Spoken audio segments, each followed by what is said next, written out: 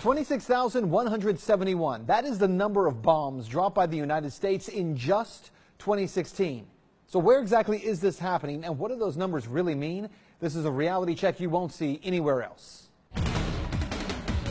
Well, 8 years ago, when President Obama took office, he claimed he was an anti-war candidate.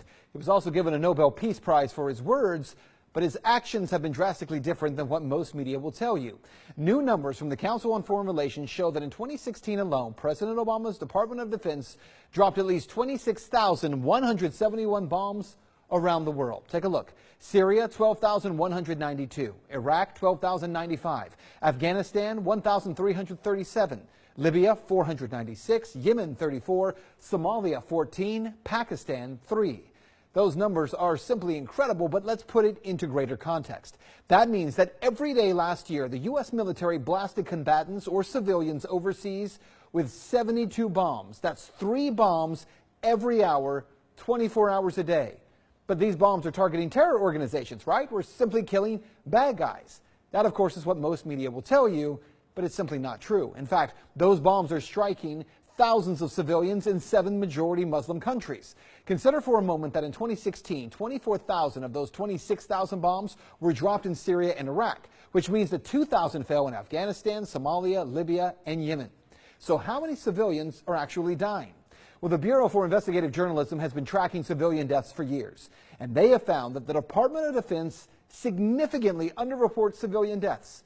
Part of the reason for that is because in 2012, President Obama embraced a disputed method for counting civilian casualties. In those strike zones, combatants were redefined to count all military-age males as combatants, unless there is explicit intelligence posthumously proving them innocent.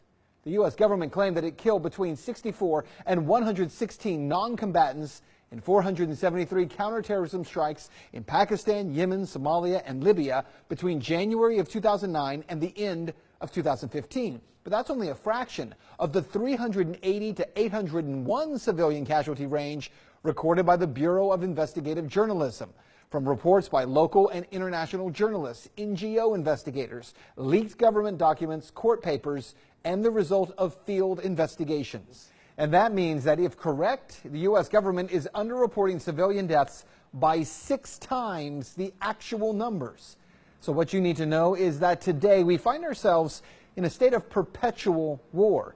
In the 15 years since 9/11, the U.S. has waged war in over half a dozen countries to end terrorism. And yet today, there are more terror organizations with larger populations operating in more Western countries than ever before.